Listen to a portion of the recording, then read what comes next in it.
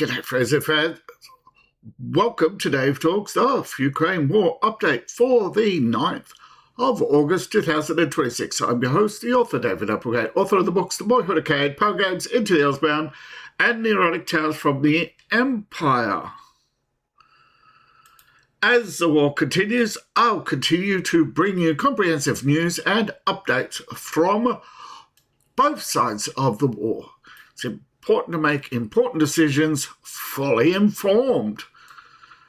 Now, with Russia making strikes across Ukraine, now some of these strikes are over the last 48 hours, and some of them probably were from yesterday. So I've checked the map, and I can tell you from various reports that Kiev, Zotomir, not Kharkiv, sorry, Pavlograd, Dnipro, Kherson, what's this? It's Michael, Nikolaev, isn't it? Sometimes I need, Nikopol, sorry, Nikopol. Nikolaev's down here, Nikopol. And, of course, Odessa were all attacked and struck. Now, there were also Russian Air Force did fly over Ukrainian territory, not far into Ukrainian territory, to do air launches. And they have been getting rather cocky lately with their attacks. Savansk was definitely attacked. Now, there isn't much in the way of air conflict going on in Ukraine, and not all the battles are actually getting reported on this map, and that is what's making life difficult. Now, I've had people suggest other maps, but of course I run into the same incomplete information. I'm not going to go across 3 maps, that is 2 Ukrainian, 1 Russian map, every single time. Just have to trust me that I've looked at them all, right? Because the Ukrainian maps aren't going to show you their attacks on all their attacks on Russia either, which is weird, I know, right? But the grind continues in Sumy and Kharkiv. Now, of course, Kharkiv has the double whammy of north and eastern attacks. Now, the Ukrainians are holding on. They have not yielded territory. No, sorry, they have not yielded much territory today. And no major town has fallen. That's not to say towns haven't fallen. No, it said no major town has fallen. However, Russia has continued and to gain ground, but not in all areas. In fact, very little territory has been gained. And in most of the area, nothing has changed. Now, of course, the situation in Kostokovia remains ambiguous. While most of it remains under Russian control, Ukrainians are still filtering in. But they're going to die. And often I think, well, they know they're going to die, and they know they're going to die in large numbers, around 1,000 to 2,000 a day. It seems they are committed to halting the Russian advance or paying dearly, or all the other euphemisms people talk themselves into when it comes to war. Now,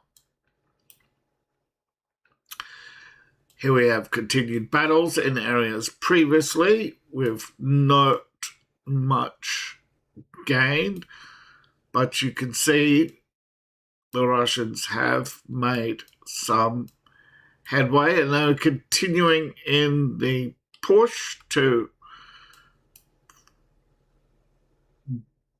flank the Zelensky line from the south.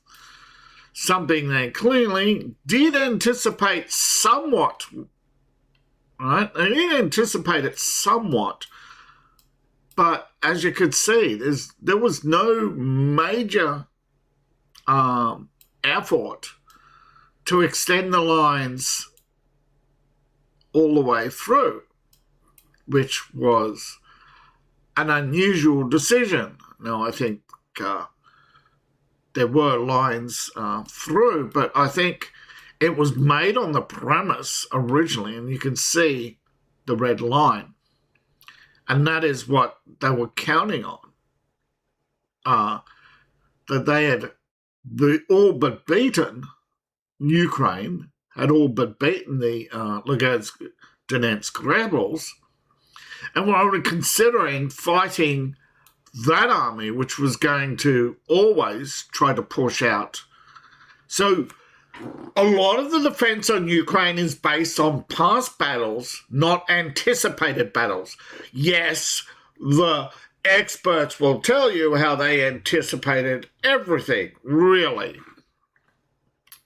Then why is the only obvious lines of defense? The rest is ad hoc, and that is those behind the red line. That is because when they were considering the planning and the defense of Donetsk, the Ukrainians only had control of this territory to begin with. And they never put more than trench lines through here. They never put major emplacements. And that might be because maybe deep down they always knew they were going to be facing Russian missiles and such defences would be useless.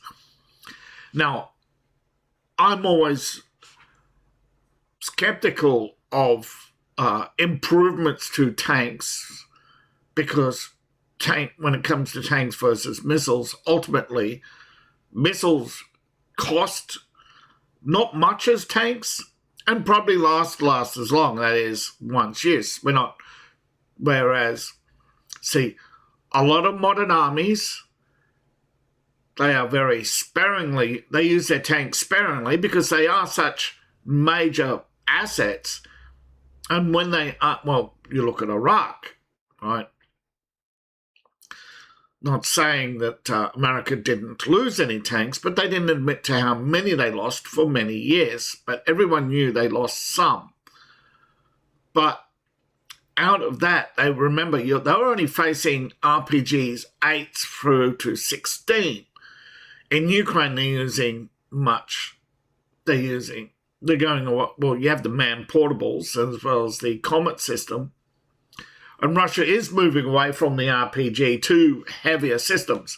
The RPG, of course, being the light man portable that they tend to want to export and keep the more sophisticated systems for themselves.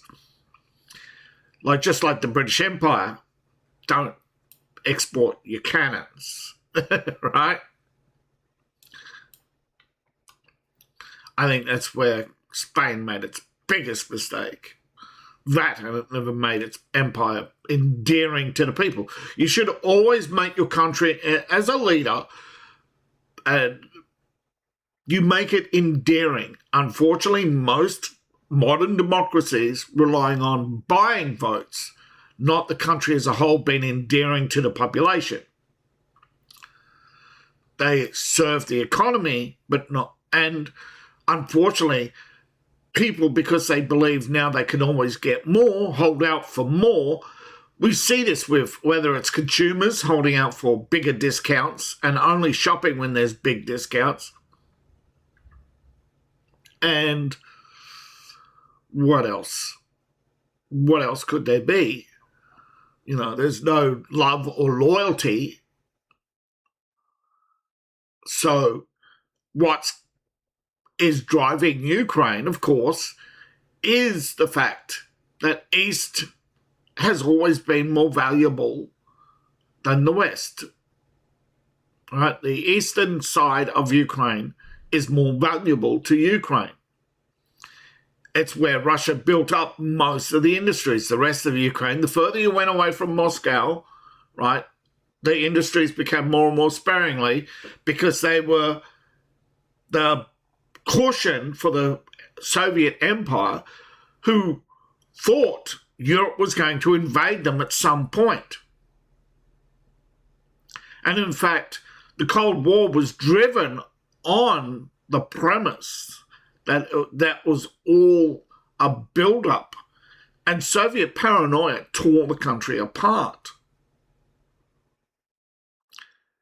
Now this time, and I cannot stress this enough, Ukraine's attacks are hardening Russia.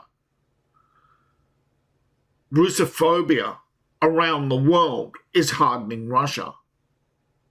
It is hardening other countries. Russia was lumped with the other countries because of Bill Clinton's short-sightedness, because of the hatred of Russians in Europe. If you always hear from liberals, right, how Republicans or right-wingers aren't good Christians. Well, is there any ounce of forgiveness in any liberal? Any ounce whatsoever? Yeah, exactly. You ask yourself that question. You look at the realities on the battlefield. You look at and by the battlefield, I mean the first line of battle is the media. You look at the media. You look at how unforgiving they are, even amongst themselves, of any mistake, of any imperfection. You look at feminism. What do they want? Do they want a good man? No, they want perfect. If they don't get perfect, I deserve better. I deserve better. Well, that's all you hear from them, is how much they deserve better. And what's wrong with that? That's their two biggest copes. But what standards do they bring? What standards do they bring? None. Do they bring any morality? Do they bring any standards? No. So as you look around the battlefield, are you shocked? Are you surprised about the level of hatred in the battlefield today? And that hatred spills over from the virtual world, from the Ethernet, from the ether, into the physical realm, right? So from the mental battles that people have in their distressed little minds, because heaven forbid they read a book or do anything creative. No. They laze and they consume. Why liberals tend to be alcoholics, drug addicts. But they do lure in most of the creatives, because creatives do always strive freedom. The freedom to explore taboo subjects is a human drive. To understand them, you have to explore them. And if you can't explore them, if you cannot explore uncomfortable ideas, how are you going to confront and reconcile your own beliefs? Because I am telling you now, most people though most of the world is hardcore, if you isolate enough of the people away from fanatics or the low IQ, they get better. It is the problem children, the bottom 2% of the world, that's dragging everyone else down. They cannot accept that someone is doing better than them, so they've got to convince everyone else to drag down. That Elon Musk is somehow that dragging down Elon Musk is somehow going to spread more wealth amongst the people. Really, let me ask you this. When you never heard of Elon Musk, how rich were you? Were you a billionaire then? Were you a billionaire when Elon Musk created? Did your life get worse when Elon Musk created Tesla? When the Soviet Union collapsed, did your life get better? It certainly got worse for the Russians. When American businesses and European businesses opened Russia, did your life get worse? No, but the Russians' lives got better. But yeah, you want to blame inflation on anyone? Blame it on the people who don't take good care of themselves, the people who won't pay for their health care, the people who spend everything they got on clothes and jewellery rather than saving for their health care or saving for their retirement. Or the people who gamble away billions of dollars recklessly on the stock market. Yes, absolutely. Those people should but those are very isolated incidences. The majority is wasteful spending, particularly on military ventures. And that's not capitalism. That's corporate cronyism. That is the very government. It's either capitalism or government. And if government waste is the problem. You got so many bureaucrats meddling in our lives with unnecessary regulations to eyedropper everything at the cost of two and a half drops. For every 2 drops, for every 2.5 drops of tax dollars, only one gets spent on the general public. The rest is spent on the government and its bureaucracy. You look at spending and how it's really broken down.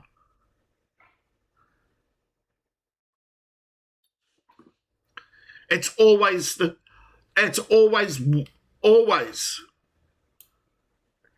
Now,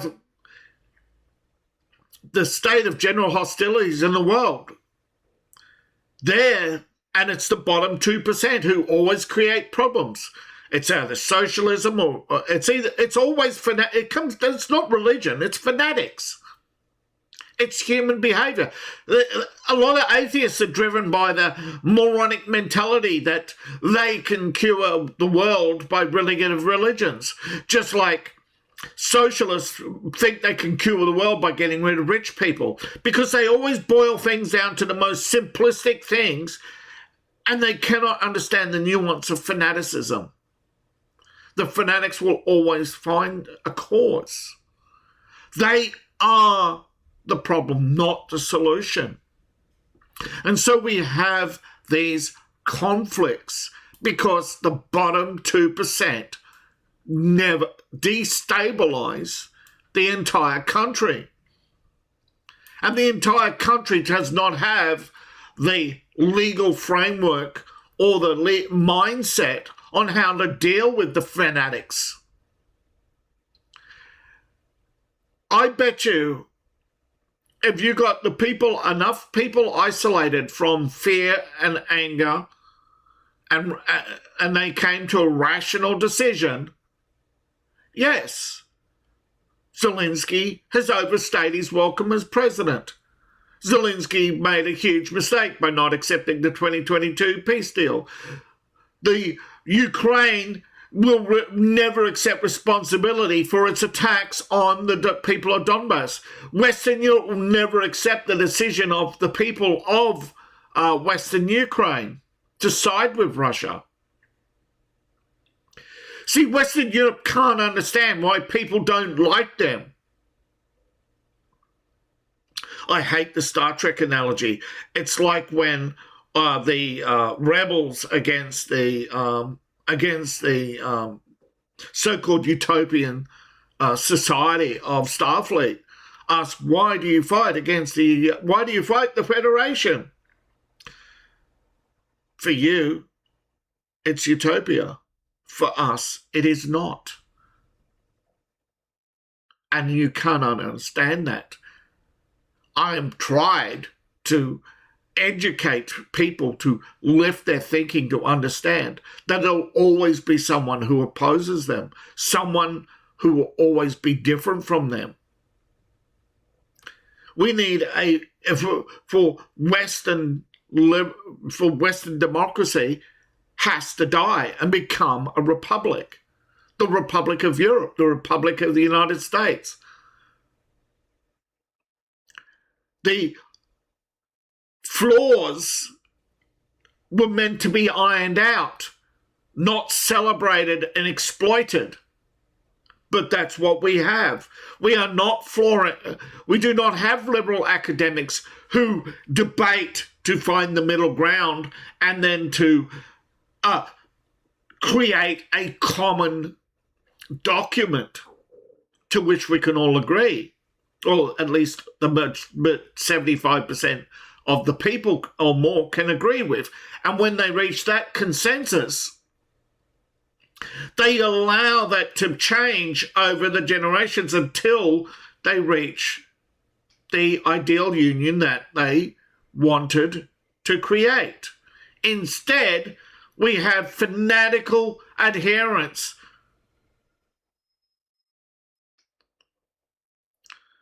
Now, you want to restore Ukraine to what borders? To what period of history? You want to restore Gaza, again, to what period of history? Why is it 1948? Why not 1937? Why 1927 and not the Roman Empire? At what point is the past over? Or are you going to keep dragging up the past selectively? The whole point of people don't get it. In Australia, World War I was a horror, a terror. The returned soldiers suffered. And then one day, I think it was 32, a group of them marched to remember their mates. There were no victory parades. There were no great celebrations. The day after the soldiers came home, everyone just went back to work. And many soldiers said it didn't feel like a victory. So they didn't hold victory parades. They hold commemorations, not for the war, but for the fallen. And that makes us unique. Everyone else holds victory parades. Maybe not Japan, but maybe the Japanese can understand. Despite their government, their soldiers were not on the same with Germany. They should understand too, the majority of their soldiers weren't evil monsters. There were more atrocities committed by the Soviet army than the Germans. Or everybody has so much blood on their hands from history. At what point, Lady Macbeth, will you realise you cannot unwash blood? And instead of trying to address historical grievances, you've got to learn to say, fuck it. Fuck it all.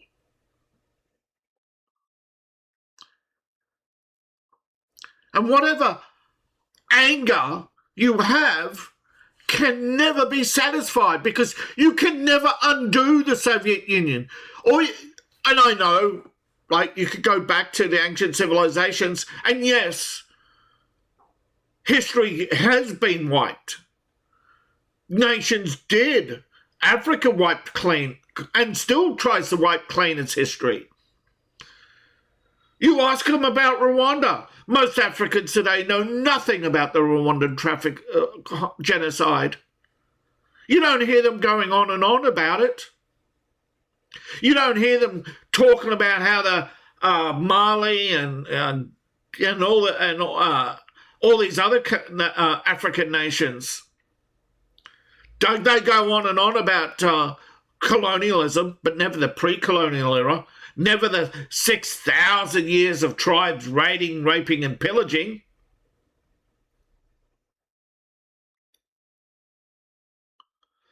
So why are people so fanatical about Ukraine? Well, it's impotence. You don't feel powerful. You want to feel powerful. People are always tearing you down, whether it's your fellow man or every woman you meet. So yes, you want to tear others down. You find that it's socially acceptable to tear down Russians, So you support Ukraine. And next thing you know, you're supporting Nazis, and you have become the monster that you sought to fight. And that was the point of Nietzsche, was not to glorify or to elevate or even to promote Nazism or any other form of fanatical or any form of socialism. It was a warning to anyone who thinks they're the hero of their own story that you will become a monster. I hear people talking about, oh, I grew up with Disney's Robin Hood, only to see him become a capitalist. That's terrible. You know, obviously you didn't see the last 5 minutes of Robin Hood then, or read the real story of Robin Hood. So Robin of Locksley, who restored the crown to the king, to help depose James, who became less than a footnote in history, who wasn't, and yeah, he became part of the establishment. Most of these heroes, so-called heroes of Ukraine, they are works of fiction. Locksley was a work of fiction. Locksley was based actually on a group of knights who got together and ousted the corrupt James, but ultimately the government they instituted also collapsed. And yes, I've forgotten the name of the king. Someone will come back to me later. I'm sorry. But history is rarely neat, and revolutions rarely replace governments with better governments. And what we see in Ukraine, believe it or not, is the result of revolution. War begets war. Now, I'm asking for your support. I am launching soon the Empire of Elves official workbook. It is not suitable for work and not suitable for Kickstarter, apparently. So I've got to be very cautious in the artwork. But in coming days and weeks, I'm going to give you a preview or links to where you can see a preview so that you know exactly what I am seeking and what is on offer. But I'm hoping that some of you will follow the launch, please, and spread the good word. Now, the West is celebrating the destruction of the Russian economy. Yeah. The liberalism is based on all socialism is based on the fundamental idea that you get more by others having less. That's why they attack the rich, because they think, oh, the rich get poorer, we get richer. That's not how it works. If you're incapable of generating wealth, someone else getting poorer. Did you suddenly get richer today because wild berries is now worth less, or trading less, or selling less? Did your life suddenly get better? Then no. Then why are so many people still supporting socialism? Because they will not confront their own ideology and look for the outcomes. No, it's always an excuse. All you hear is the rich get richer. Yeah, well, how did they get rich? If you think hard work is supposed to make everyone rich, it has. The problem is you have a lot of people who think like a woman. I'm not rich because everyone else has got the same as me. I have to have more.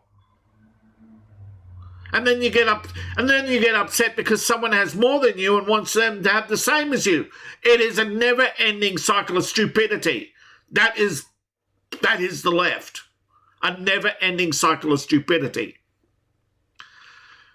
Now, Mark Champion of Bloomberg believes that the Russian conflict will not end well for Ukraine or the West in general. Delays in shipments,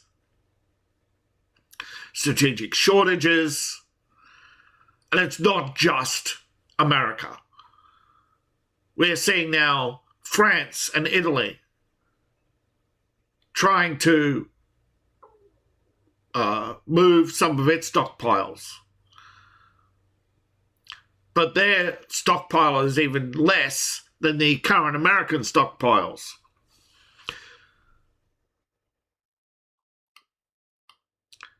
And they now believe we're entering the final third of the conflict, the first, of course, being the revolution, and then we have the initial ground war. Now we're in the terminal phase, which could last into 2027, forcing Ukraine to endure another brutal winter, and it's going to be more brutal. Wait a minute, I thought global warming, the winters aren't supposed to be colder than last year. They're supposed to be hotter, I tell you. So they can't face the media can't face their own reality.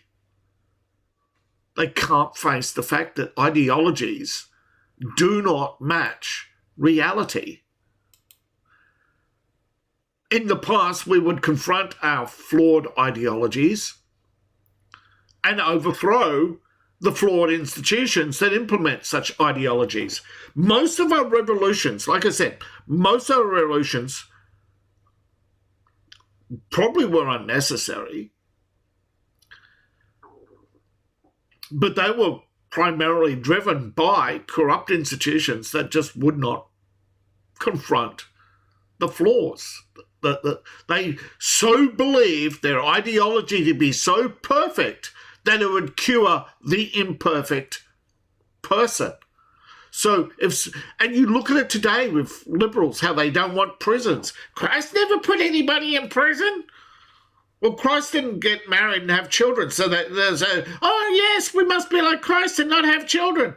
You know, this is how simple thinking they are.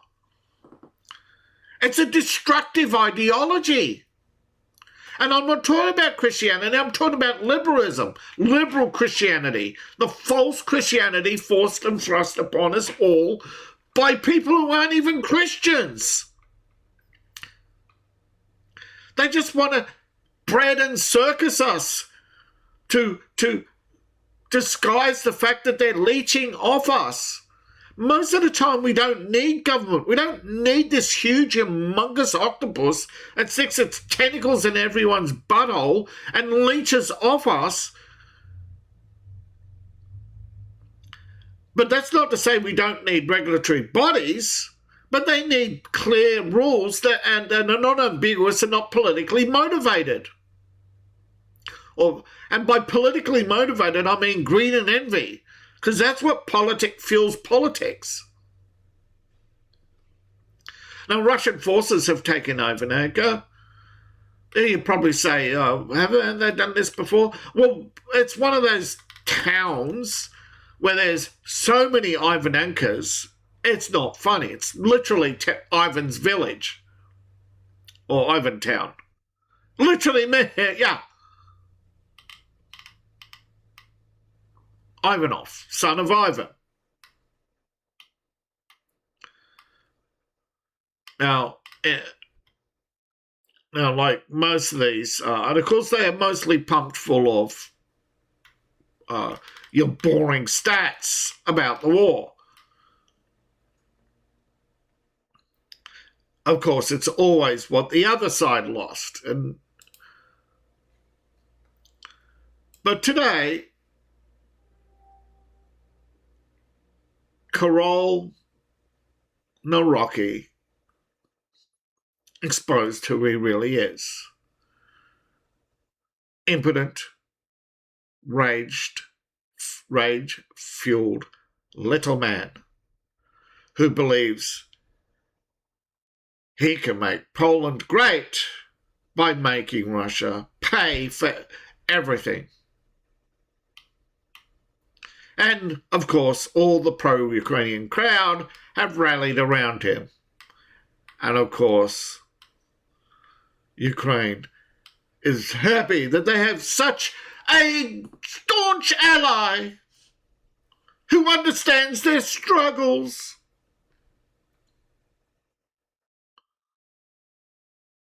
And that's sad because really most of the time Poland has been pretty based. The general consensus. But when you go down the path of thinking that your success is is dependent on another country suffering, what happens when it doesn't happen? What happens when the trillion-dollar Polish economy starts collapsing? They're going to blame Russia. But what happens if Russia's no longer a trillion-dollar economy and they're going down and Poland's going down and blaming Russia? Because they don't understand the fundamentals. There is only so much a domestic economy can produce, and you're a small domestic economy. Most of your economic success is fake. It's military spending. It's printing money to spend on the military. Eventually, you run out of weapons to sell. You run out of tanks to stockpile, right? This is what happened with Russia. This is what happened to China. This is what happened to every empire. The Romans had 1 million swords for a diminishing army. They had all the weapons.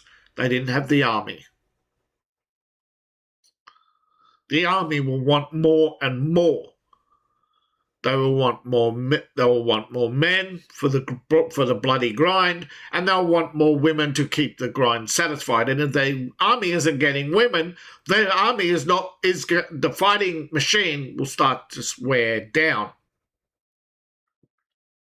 If your population isn't breeding, your country begins to crumble.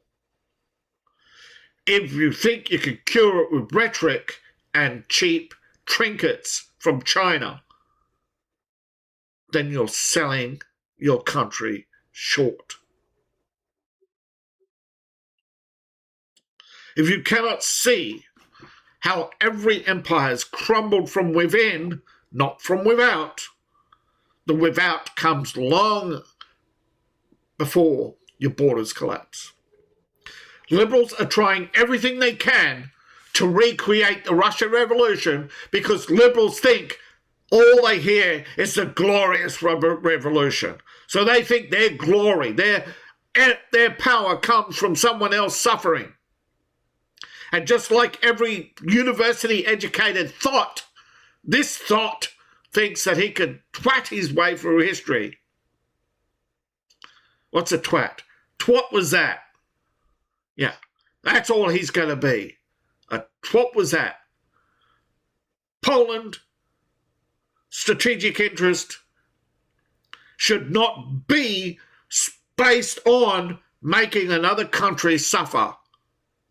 Because once history has committed, it can't be undone. And you cannot blame people for something they have no control over. The circumstances of their birth do not inherit the past. They inherit the past. See, this is what I've always said about the left. They're always about what was, not is, or will be. That is a clear, defining trait. No, I don't care what political party people claim to be. I have lived politics. I have seen so many people who have been politically ambiguous. We had a prime minister who was a member of the Labour Party, but wrote in his memoirs he was only a member of the Labour Party because when I was at university, it had the smallest club, which made him the most outstanding member by default. No competition. It's always the same. When one political party gets so big, so powerful, always a narcissist will always go, look, there's a club for me. There's hardly anybody in it. I can stand out. I know everyone in it. And everyone in it will know my name. He's just riding the wave of Polish success. Most economies do not succeed because of their government, but succeed in spite of their government. Look at California. But look at California now. Why is America 23,000 jobs down? Well, apart from the 56,000 government employees who lost their job, mostly because of the Democrat shutdown, and government waste and inefficiencies cut by Doge, California, or look at all the job losses in the tech industry, all those video games that no one bought, thousands of employees across the board in multiple tech companies. Look at Disney. How many thousands of employees did Disney fire recently to replace with Indians? According to Russia, Ukraine is trying to drag Georgia into its conflict, to open up an alliance, to attack the Russians from another front. Like I said, you threaten the existence, as long as the existence of Russia isn't threatened, China and the other countries may stay quiet. But it's only because a weakened Russia is the likeliest outcome of this war. China is merely taking advantage of the situation. And you could say America did the same thing. Oh, America sat back for how many years did America sit back in World War II? There's even allegations that JFK flew to Germany and gave his assurances to the Chancellor. Yeah, look up JFK diaries. You think most Americans think the sun shines out of JFK's ass. No, he was murdered so that you couldn't speak ill of the dead, because that was the habit at the time. So no one would speak of his crimes, because he's dead now. Don't speak ill of the dead. Yeah, only Democrats do that, right? Don't speak ill of the dead. Only for Democrats, of course. They smear everyone else, living or dead, because they're gutless hypocrites. They can't. They're so gutless and insecure they can't face their own ills and ideology. No, they always have to smear others and tear others down, because they are thinking everything's a zero-sum game. They always think the only way to elevate themselves is to diminish others. But as Rand Paul right, do you think the US has shot itself in the foot with its secondary sanctions?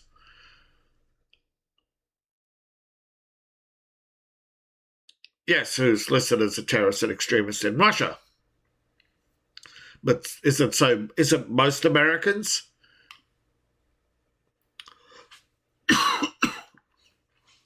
Potentially $500 billion tax increase. Well, no, you see what happens with tariffs. They find a way to minimize the tariffs and to maximize the Chinese economy is absurd. So is the Russian economy. There's no doubt that the economies of most of the world are run by monopolies, government-backed monopolies. That's what communism is a government-backed monopoly. Choosing winners and losers. That's why Democrats love it. That's why because they are sycophants of power. They cannot understand what it means to be an individual and achieve as an individual, because they are losers. Now, the Russian central bank, there goes 150 billion. No one cares. Bank, hardly anything. VTB, hardly anything. Commerce banks, hardly anything. Combined, maybe $200, $300 billion. Most of which is in Europe anyway. Russia has stressed the country could and would cope with Western sanctions. They did not account for this or others, but a sharp increase, yes. Sanctioning Russian oil will remove 30% of oil from the market. That will strain supplies and other countries who now have to work longer. You can only supply so much oil per day. They need time to shut down their refineries, to clean, to replace pipes. Now, also increasing production. So now Russia can build up its strategic reserves, focus on its internal economy, shut off from the rest of the economy. Russia can print as much money as they want and suffer no consequences, just like China. The Russian economy is better than you think. The world, most people do not get the economic news from the World Bank. No, they are listening to the propaganda on mainstream media from the World Economic Forum, which, by the way, is not does not do economic advice. It is a business advisory board to manipulate the world's economy to favour the members of the WEF. That is what WEF is. It is communism. At its fundamental core, strip away the fancy titles, strip away, it is not private. The WF is not a private institution of private individuals. It is made up of governments and businesses working hand in hand, which is more akin to fascism than communism, but it is socialistic. That will eventually lead to a merger of government and private industry, and when they own it all, that is communism. When they own everything. Communism is the final stage of the collapse of private property. The ending of private individual rights. The fundamental flaw in this strategy is Russia will continue to play by your rules. Will continue, and you think your rules are so immutable, so perfect.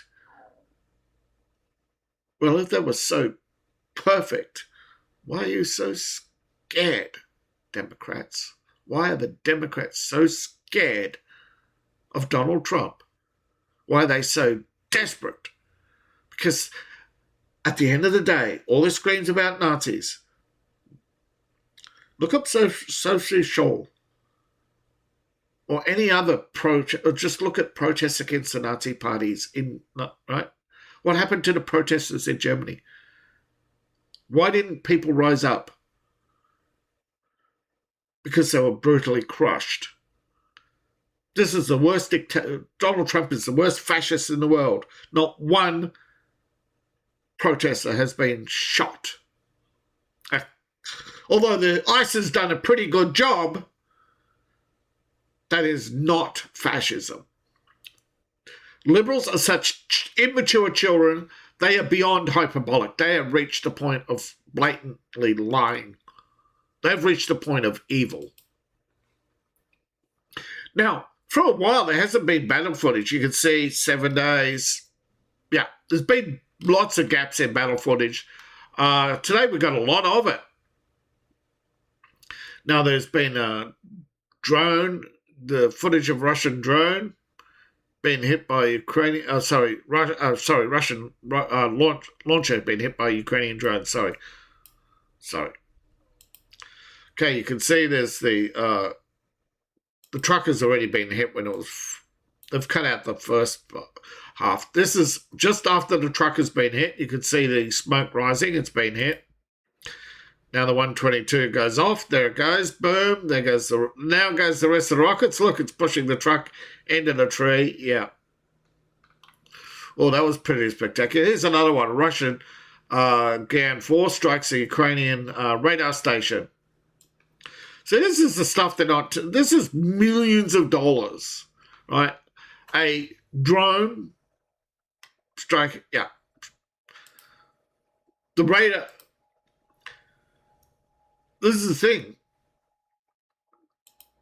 right? Sophisticated radar, very expensive piece of equipment, no air defenses. Boom. Russia's and Ukraine are both hitting ships. Here's see, they're making no secret that they attack civilian shipping. Violation of international maritime law. You can't charge with Russia with any war crime unless you're going to charge Ukraine for its war crimes. And you won't, so they can't. Here's workers evacuating from Wildberries as they watch an incoming Ukrainian drone.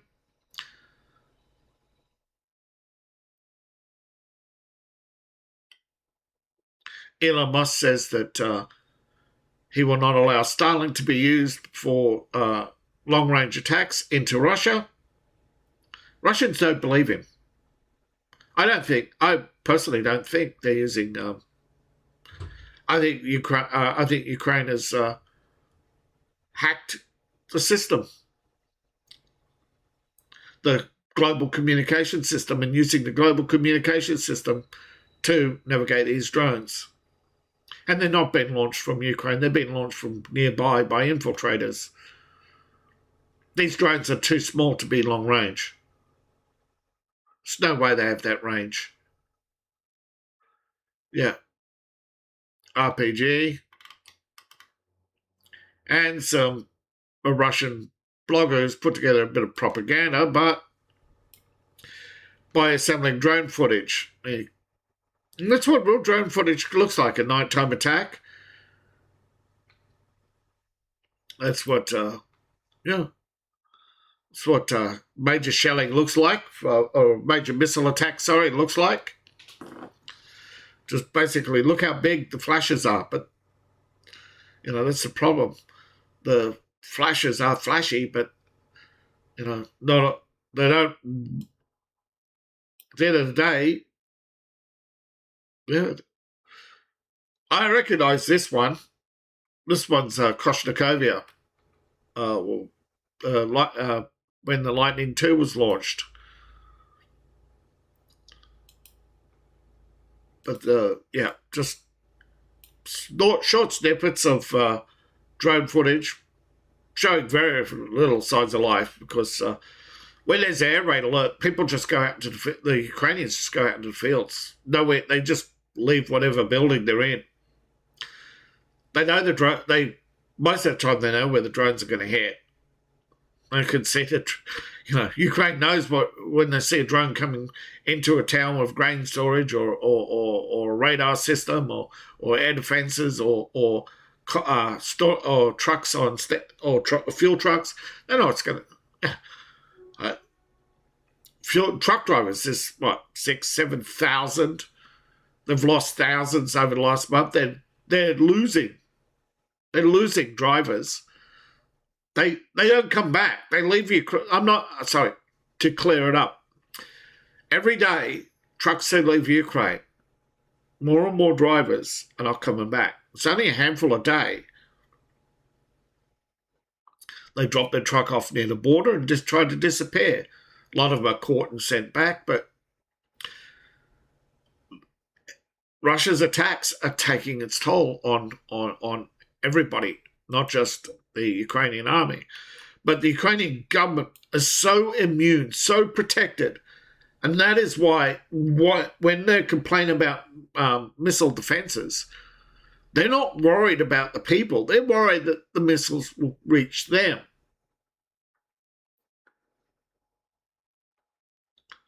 It's their cowardice, their hubris that disgusts me. It's their lying that disgusts me. Their immorality is inconsequential, except for their leeching off the people. Right? Ultimately, they're all communists at heart. Okay, they haven't learnt their lesson from the Soviet Union. They haven't. It's funny that the Liberals want to defend the borders of Eastern Europe but not America. So thank you for watching. Oh, I really appreciate it. But of course, I need your support. Ko-Fi, Patreon, buy my books, buy my merch. All my links are in the link tree, which you can find in my profile, the description below, depending on the platform, or in the QR code on the screen. Bye for now.